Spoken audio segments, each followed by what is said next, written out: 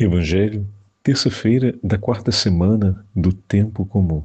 O Senhor esteja convosco, Ele está no meio de nós. Proclamação do Evangelho de Jesus Cristo, segundo São Marcos. Glória a vós, Senhor. Naquele tempo, Jesus atravessou de novo numa barca para a outra margem. Uma numerosa multidão se reuniu junto dele e Jesus ficou na praia. Aproximou-se então um dos chefes da sinagoga, chamado Jairo. Quando viu Jesus, caiu a seus pés e pediu com insistência: Minha filhinha está nas últimas. Vem e põe as mãos sobre ela, para que ela sare viva. Jesus então o acompanhou. Uma numerosa multidão o seguia e o comprimia. Ora, achava-se ali uma mulher que há 12 anos estava com uma hemorragia. Tinha sofrido nas mãos de muitos médicos, gastou tudo o que possuía e, em vez de melhorar, piorava cada vez mais. Tendo ouvido falar de Jesus, aproximou-se dele por detrás, no meio da multidão, e tocou na sua roupa. Ela pensava: se eu ao menos tocar a roupa dele, ficarei curada. A hemorragia parou imediatamente e a mulher sentiu dentro de si que estava curada da doença. Jesus logo percebeu que uma força tinha saído dele e, voltando-se no meio da multidão, perguntou: Quem tocou na minha roupa? Os discípulos disseram: Estás vendo a multidão que te comprime e ainda as perguntas: Quem me tocou? Ele, porém, olhava ao redor para ver quem havia feito aquilo. A mulher, cheia de medo e tremendo, percebendo o que lhe havia acontecido, veio e caiu aos pés de Jesus e contou-lhe toda a verdade. Ele lhe disse: Filha, a tua fé te curou. Vai em paz e fica curada dessa doença. Ele estava ainda falando quando chegaram alguns da casa do chefe da sinagoga e disseram a Jairo: Tua filha morreu. Por que ainda incomodar o mestre? Jesus ouviu a notícia e disse ao chefe da sinagoga: Não tenhas medo, basta ter fé. E não deixou que ninguém o acompanhasse, a não ser Pedro, Tiago e seu irmão João. Quando chegaram à casa do chefe da sinagoga, Jesus viu a confusão e como estavam todos chorando e gritando. Então ele entrou e disse: Por que essa confusão e esse choro? A criança não morreu, está dormindo. Começaram então a caçoar dele, mas ele mandou que todos saíssem, menos o pai e a mãe da menina, e os 3 discípulos que o acompanhavam. Depois entrou no quarto onde estava a criança. Jesus pegou na mão da menina e disse: Talitá cum, que quer dizer: Menina, levanta-te. Ela levantou-se imediatamente e começou a andar, pois tinha 12 anos, e todos ficaram admirados. Ele recomendou com insistência que ninguém ficasse sabendo daquilo e mandou dar de comer à menina. Palavra da salvação. Glória a vós, Senhor. Quarta semana do tempo comum, em nome do Pai, do Filho e do Espírito Santo. Amém. Queridos irmãos e irmãs, a Santa Liturgia nos dá a graça de continuarmos ouvindo a narrativa do 5º capítulo do Evangelho de São Marcos. Ontem falávamos a respeito de Jesus que atravessou uma dura tempestade com seus discípulos para chegar à terra dos Gerazenos e para arrancar aquele homem das garras de Satanás. Quando pensamos a conclusão do episódio, é muito marcante percebermos que o Senhor atravessou uma inteira tempestade para arrancar aquele homem das garras do demônio. E em seguida, a cidade inteira pede que o Senhor retorne de onde veio. Porém, aquele homem que pensou em poder seguir Jesus, deparou-se com uma outra escolha de Jesus: que ele permanecesse e anunciasse na sua família. E nós vimos que ele termina por anunciar, inclusive na Decápole, o que o Senhor tinha feito por ele. E como o Senhor disse: onde está o seu discípulo, ali também está o Mestre, ali também ele estará. A evangelização daquela região começou através da vida através daquele que recebeu novamente das mãos de Deus a liberdade e a vida. De fato, Jesus permaneceu com os gerazenos, mas através do seu discípulo, através daquele que ele curou, através daquele que lhe restituiu a vida, a dignidade, que lhe restituiu a liberdade. Através dele, o Senhor permaneceu no meio deles.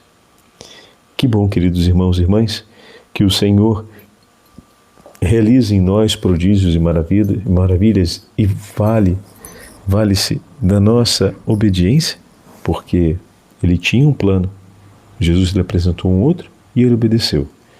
E através disso, muitos corações o conheceram e foram levados até ele.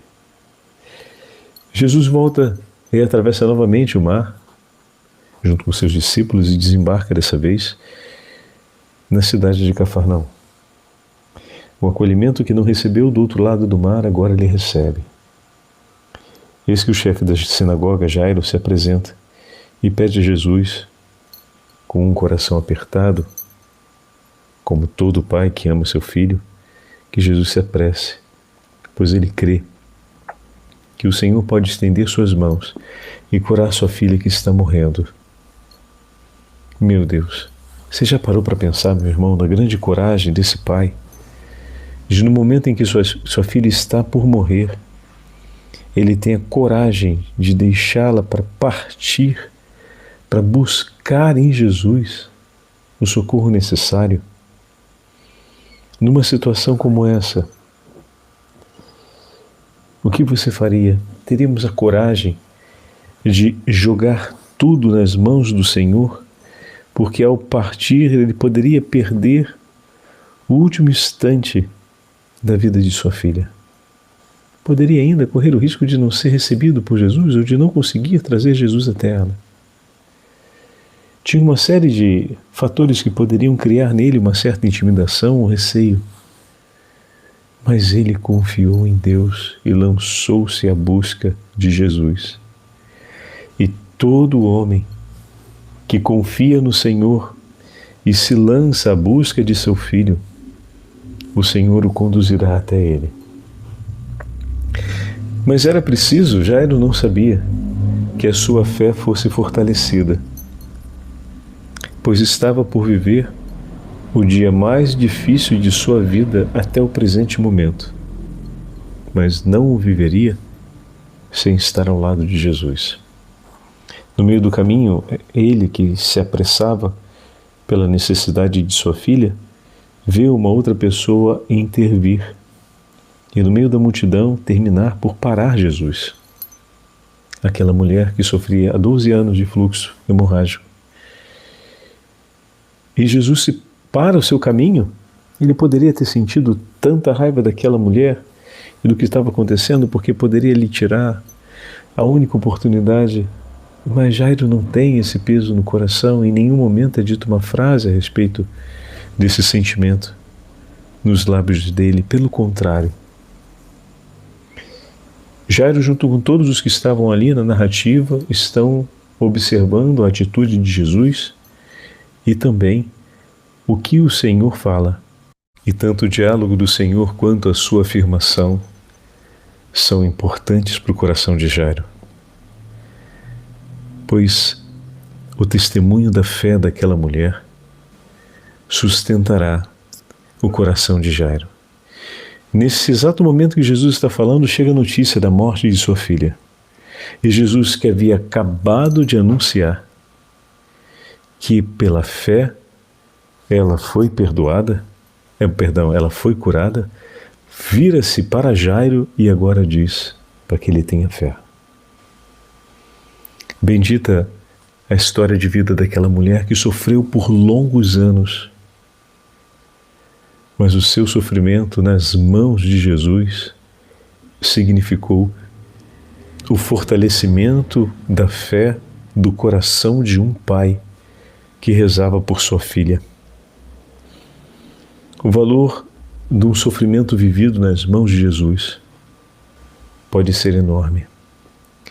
Que grande consolação não apenas ver pela fé o Senhor vir em nosso socorro, mas saber que todo aquele tempo de sofrimento aconteceu, e ele se conclui ali naquele momento, né?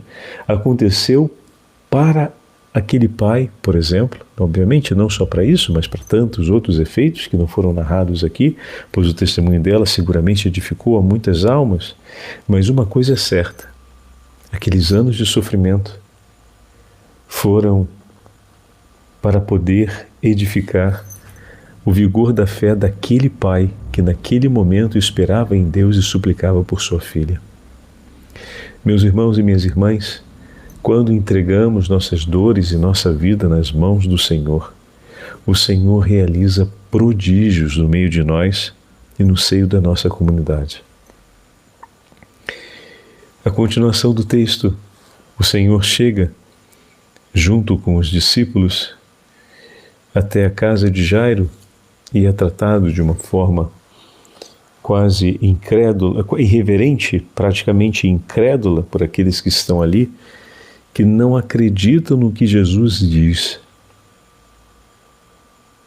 Mas Jairo não diz uma única palavra diante do que eles falam, porque ele escolhe permanecer com o que o Senhor lhe disse e obedece, exatamente como o Senhor diz, ele faz. E a conclusão nós sabemos. O Senhor a levanta, a entrega a seus pais e ela começa a andar e também o Senhor pede que a alimente. São algumas imagens que valeriam uma outra meditação para falar sobre elas. Mas bendito seja Deus. Hoje é um dia especial para agradecermos por todos aqueles irmãos e irmãs que viveram e suportaram na fé tempos e momentos difíceis em suas histórias de vida e o testemunho que viveram de fé em meio às dificuldades foi de grande edificação para a sua vida. Agradece pela vida desse irmão, pede que o Senhor multiplique a sua consolação na vida de seu irmão. Pede que o Senhor confirme suas promessas e seja sempre misericordioso e justo. Obrigado, Senhor, por todos os meus irmãos que passaram na minha história de vida e foram sempre para mim um testemunho do seu amor. Vendo e conhecendo a história de vida deles, o Senhor me encorajou a ser um homem de fé. Eu te agradeço pela vida deles e te peço por todos aqueles por quem a história e os momentos da vida que vivo possam significar um sinal da sua graça para que também sejam firmes na fé. Revigorai-nos, Senhor, pela ação do Espírito Santo, para que sejamos homens e mulheres de uma fé inquebrantável. O Senhor esteja convosco, Ele está no meio de nós. Pela intercessão da Imaculada Virgem Maria e São José, desça sobre todos vós a bênção do Deus Onipotente, Pai, Filho e Espírito Santo. Amém.